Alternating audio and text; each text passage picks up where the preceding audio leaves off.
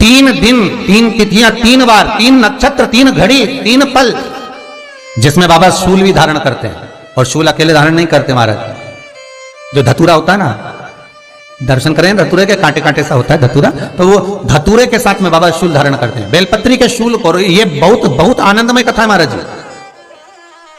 जिसके जीवन में हमेशा कांटे ही मिले हैं। बेटी बड़ी हुई तो घर में मायके में दुख देखा, और मायके से गई ससुराल में तो ससुराल में दुख देखा। ससुराल में भी दुख देखने के बाद में भी पति को बहुत कुछ काम खुलवाया, बहुत धंधे खुलवाए, नौकरी लगवाई, पर वो पति बार बार छोड़कर आ गया, बार बार तकलीफ भोग रहा है, बार बार कष्ट भोग रहा है। फिर थोड़े दिन काम करता है, थोड़े दिन छूट जाता है, फिर व्यापार में बढ़ता है, फिर छूट जाता है, फिर कोई दुकान खुल गई, थोड़े दिन अच्छी चली, फिर वापस वहीं घर पर आकर बैठ गया। अर्थात उसके जीवन में वो शूलता चल रही है। तो बाबा देवाधिदेव महादेव कहते हैं, ये 3 घड़ी, 3 पल, 3 नक्षत्र, 3 समय, 3 दिन में जो शूल मुझे समर्पित करता है, उसके जीवन से मैं शूल हटा देता हूं। वो 3 दिन लिखे स्कंद पुराण में।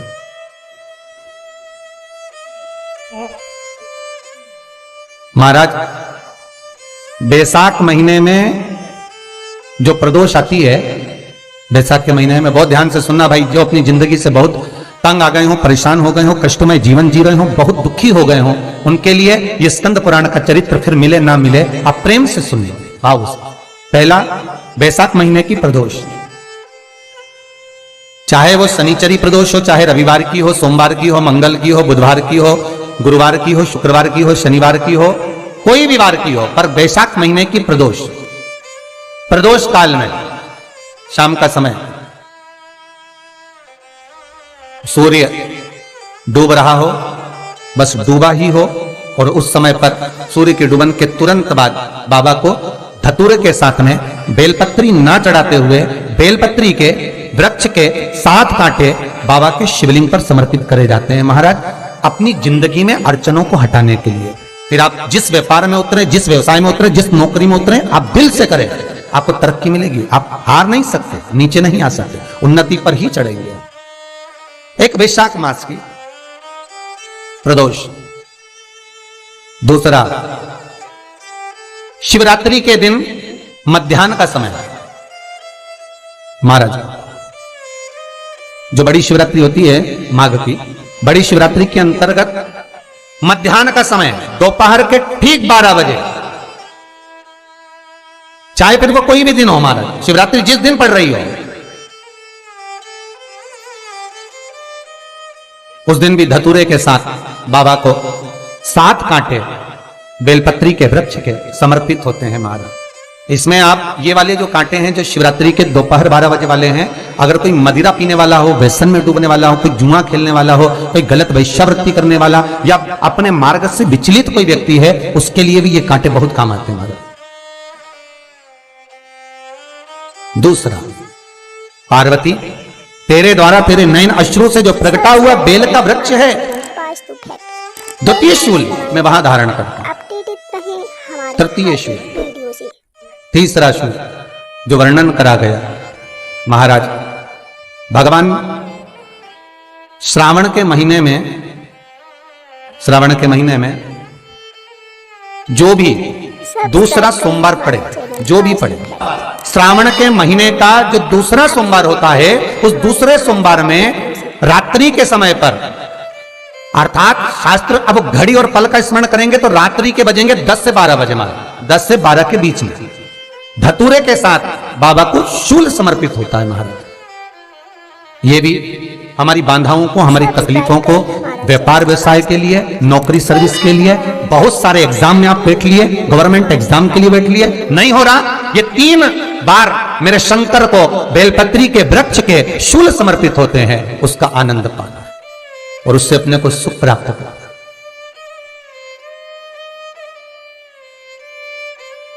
कि बाबा भोलेनाथ जी के नयन अश्रु से जो प्रकट हुआ वो रुद्राक्ष का पौधा है, माता पार्वती के नयन अश्रु से जो प्रकट हुआ वो बेलपत्री का पौधा है, और उमा और महेश,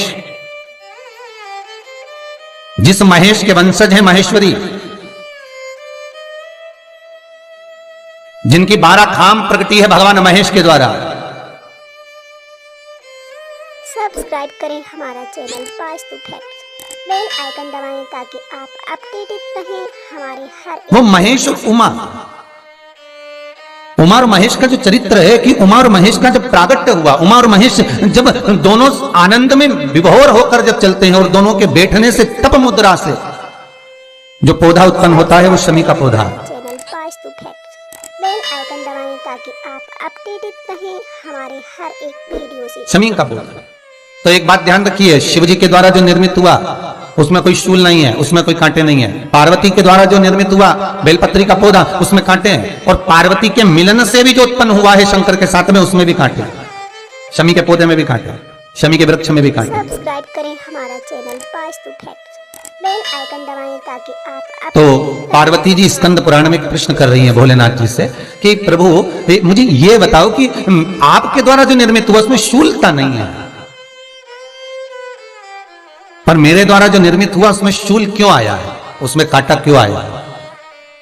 थोड़ा सा माताओं, मेरी जीजियों, आपको थोड़ा बुरा तो लगेगा इस प्रसंग को सुनकर, पर लग जाए, पर आज कथा निकली है तो सुन लो है? हमारे हर एक वीडियो से कि शिवजी जिस रुद्राक्ष को उत्पन्न कर रहे हैं उसमें शूलता नहीं है,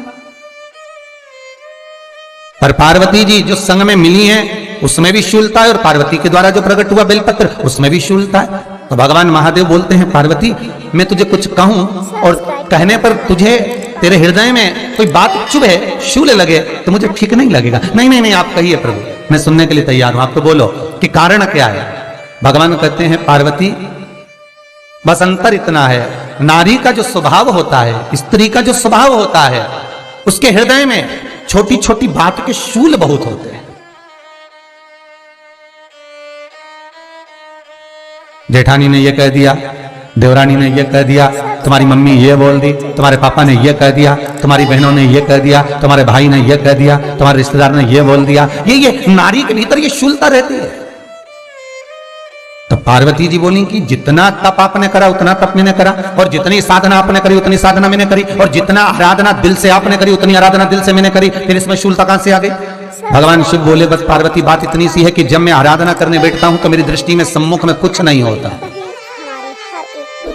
जब मैं आराधना करने बैठता हूं तो मेरी दृष्टि में मेरे सम्मुख में कुछ नहीं होता कि कौन ने क्या करा है, कौन ने क्या बोला है, कौन क्या कर रहा है, उससे मुझे मतलब नहीं होता, उससे मुझे कोई मतलब नहीं। पर पार्वती जब तू आराधना करने भी बैठती है ना तो तेरी चित्त वृत्ति में कहीं ना कहीं किसी ना किसी रूप में कोई शूल आ ही जाता है।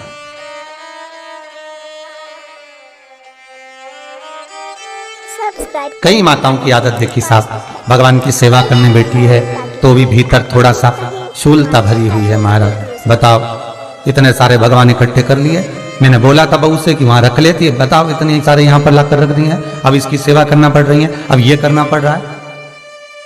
प्रसाद लेने के लिए रसोई घर में गई, भगवान का भोग लगाने के लिए, तो उसमें भी शूलता आ गई। इतने घंटों से मैं सामान ढूंढ रही, फ्रिज में मिल ही नहीं रहा, मैंने रखे गई थी, भगवान जाने कहाँ चले गए। भगवानों को वस्त्र पहना रही है तो शूलता है। अलमारी का ड्रॉज खोला, इसमें मैंने सामान रखा था, ना जाने भगवान का श्रृंगार कहाँ चले गया, कौन ने हाथ लगाया, फिर शूलता आ गई। भोजन करने बैठे तो शूलता है, कोई कार्य के लिए जा रहे हो तो शूलता है। अर्थात कहीं ना कहीं नारी के जीवन में शूलता बनी हुई है। और पार्वती जब तुम भजन करो, तप करो, साधना करो, भक्ति करो, उसमें शूलता नहीं होना चाहिए।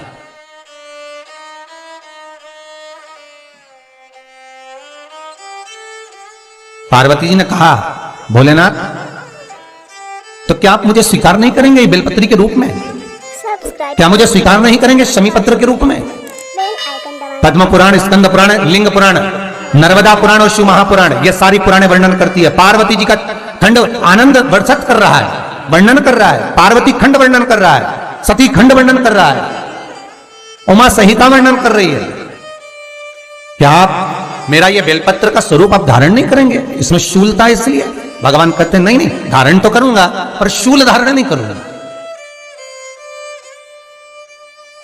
मैं शूल धारण नहीं करूंगा। मतलब बेलपत्री में है जो कांटे लगे रहते हैं, बेलपत्री की उस डाली के अंदर जो कांटे शूल रहते हैं, भगवान शिव वो धारण नहीं करते। आप उस बेलपत्री को आप बड़े प्रेम से, आनंद से पत्ते को निकाल लीजिए, तोड़ लीजिए, उतार लीजिए और फिर भगवान को वो प्रेम से समर्पित करो तो भगवान स्वीकार करना।